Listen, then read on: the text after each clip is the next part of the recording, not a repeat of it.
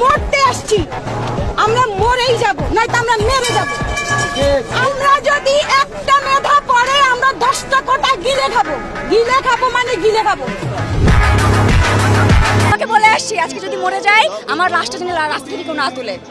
আমার ছাত্রদল যখন বিজয় উল্লাস নিয়ে বের হবে আমাকেও তখন যদি বিজয় ঘোষণা করে আমার লাশ তারা দাফন করে। হ্যালো গাইস, কেমন আছেন? আশা করি প্রত্যেকেই ভালো আছেন। বরাবরের মতো আরো একটি নতুন ভিডিওতে আপনাকে স্বাগতম। তো গাইস, আজকে আপনারা দেখতে পারবেন কোঠা আন্দোলন নিয়ে ভাইরাল ডায়লগগুলি, যে ডায়লগগুলি বর্তমানে মানুষের কলিজায় গিয়ে লেগেছে।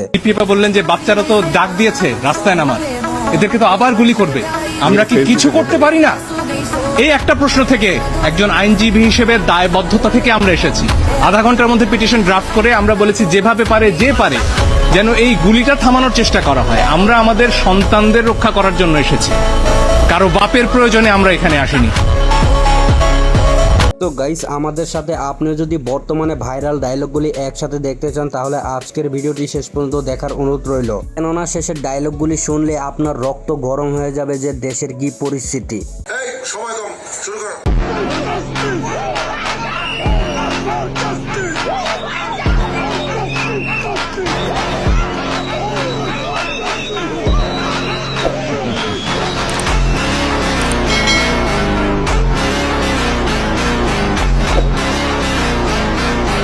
তিনি একজন সাংবাদিক অ্যান্ড আইনজীবী। এতদিন ঘরে বসে থাকলেও তিনি বর্তমানে নেমেছেন ছাত্রদের সাথে আন্দোলনে।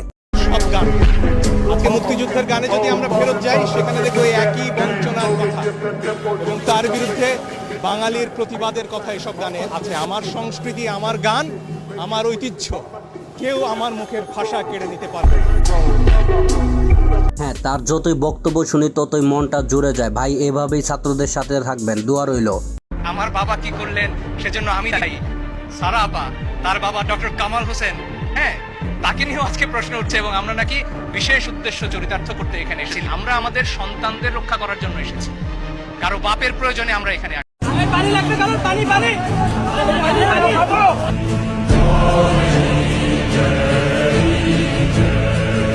কথাটা শুনলেই কেমন জানি গাটা শিরশির করে। ভাইটি মারা যাওয়ার 15-20 মিনিট আগেও বলতেছিল, ভাই পানি লাগবে কারো, পানি পানি।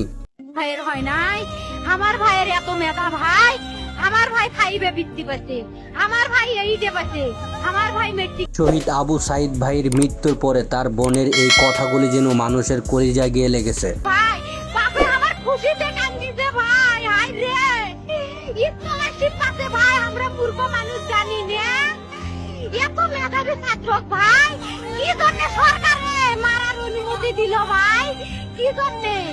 আমার ভাই রুকে ভার্সিটির ইংলিশ সাবজেক্ট নিয়ে অনার্স করলো ভাই, 4 বছর হয়েছে ভাই। আমার ভাই ওকে আমি করলো ভাই, মানে বিসিএস করে ক্যাঙ্গিরি ভাই, তোরা না করেন তো কয় সুমি এটাই এই একটা পরীক্ষা চাকরি হোক, মুই চেষ্টা করিম, হোক মুই তোর আশাটাও চেষ্টা করি দেখিম, করেন ভাই। মুখ ভালো লাগে মাইন্ডে যখন বিসিএস এর কথা কয়। এই আপুটির প্রত্যেকটা কথা মানুষের কলিজায় গিয়ে লেগেছে। এই পুলিশদের ব্রেইন আছে ডিউতে পড়ার, ফাজলামি করে তারা আমাদের সাথে। অবশ্যই বলতে পারি, সে একটা মেধাবীকে মারতে পারে না। কিভাবে সে রংপুরের ছেলেটাকে মারলো? সে এরকম করছে, তাকে গুলি মেরে দিল। তার তো বিশ্বাস আছে যে পুলিশ তাকে মারবে না, তাকে মেরে দিল কিভাবে? হাউ ডেয়ার দেয়ার! এরকম জায়গায় আমি বাঁচতে চাই না, মেরে ফেলুক আমাকে, আমি এইরকম দেশে বাঁচতে চাই না। আপুটির কথাগুলি 100% ঠিক, কারণ বাংলাদেশের ভৌগোলিক আর পুরা দুনিয়ায় বাংলাদেশ এখন জানে বাংলাদেশ কেমন একটা রেড অ্যালার্ট কান্ট্রি হচ্ছে বাংলাদেশ। অবশ্যই বলতে পারি, কারণ আমার মাতৃভূমি আর আমার মাতৃভূমি নাই। 1971 সালে যারা জান দিয়ে গেছে তারা থুতু ছুটতেছে এখন, যে এই জন্য আমি আমার দেশটাকে স্বাধীন করছিলাম। এটা আমার স্বাধীনতা। আমার ক্যাম্পাসে স্টুডেন্টরা নিজের ক্যাম্পাসে থাকবে, ক্যাম্পাসে বিজেপি বাইরে মোতায়েন করে দিয়ে ছাত্রলীগ ঢুকাই দেবে তাদেরকে মানার জন্য, এটা আপনি বলতেছেন স্বাধীনতা? আমি চাই না এই স্বাধীনতা। এই ভাইটির কথাগুলি শুনুন একবার। ভাইটির কথাগুলো শুনে আমরা জাতি হিসাবে অনেক লজ্জিত। আমি এখানে থাকবো, এখান থেকে আমাকে কেউ সরাইতে পারবে না। আব্বু কল দিছিল, আব্বু কল দেওয়ার পর বলতেছে যে তোর আর ফোন দেওয়া হবে না। আম্মুকে কল দেওয়া হয়েছিল, আম্মু বলতেছে তোর তুই তাড়াতাড়ি বাসায় না, তোর বাসায় ঢুকতে দেবো। আমি বলছি যে আচ্ছা, আমি বাসায় ঢুকবো না, আমি বাইরেই থাকবো, রাতে আজকে বাইরেই থাকবো, 2-3 দিন তুমি চেষ্টা করো না। যতদিন না বিজয় হইতেছে, আমার আজকে ভাইয়েরা কোটার জন্য সুইসাইড করতেছে, আমার ভাইয়েরা চাকরি পাইতেছে না, সুইসাইড করতেছে। কেন করতে? দেশটা এখন এমন পর্যায়ে গিয়েছে যে একজন মেধাবী ছাত্র হয়েও চাকরি পেতে গেলে 10 থেকে 20 লক্ষ টাকা লাগে। ইউনিভার্সিটি ইন্ডিয়ানের বোনেদের এমন ভাবে যে নির্যাতন করলো ছাত্রলীগের পোলাপাইন, কেন করছে ওদের কি অধিকার যে ওরা গায়ের উপর। আপুটির কথাগুলি একবার শুনুন যে আপুটি কি বলছে। আঙ্কেল, আমার বাবা মা কেউ বাবা নাই, আমার প্রতি কথায় আমি ঘরের মধ্যে তালা দিয়ে রেখে আসছি।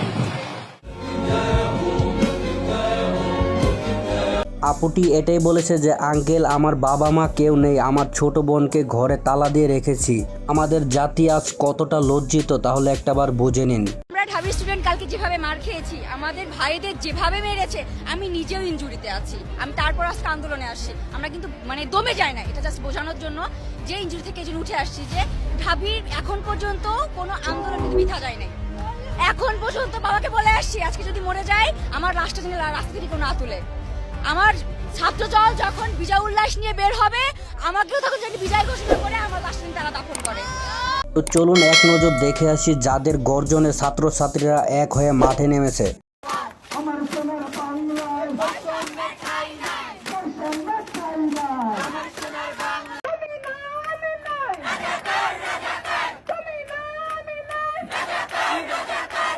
আর যে পুলিশটা গুলি করছে টোকার বাচ্চা, টোকাই ওই ম্যাট্রিক পাস করছে, আজ ম্যাট্রিক পাসই করে নাই টোকার বাচ্চা। এই সিচুয়েশনে আমার বলার কিছুই নেই, তবে আমি একটা কথাই বলতে চাই, সকল কন্টেন্ট ক্রিয়েটররা এই আপুদের পাশে দাঁড়ান। টোকার বাচ্চা আমার ভাইয়ের বুকে গুলি করছে। আমরা স্বাধীন দেশের পরাধীন নাগরিক, আমাদের স্বাধীনতা পুনরায় দরকার। মেয়ে মানুষ ডাজন্ট ম্যাটার, দেশ চালা কে? শেখ হাসিনা লাত্তি বানা ব্যাট করেন এখন।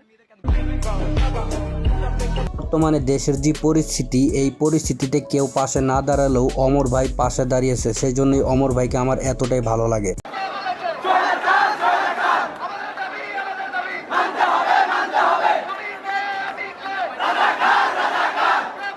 সো গাইস, অমর ভাইয়ের ফ্রেন্ডরা যারা রয়েছেন অবশ্যই কমেন্টে জানিয়ে যাবেন।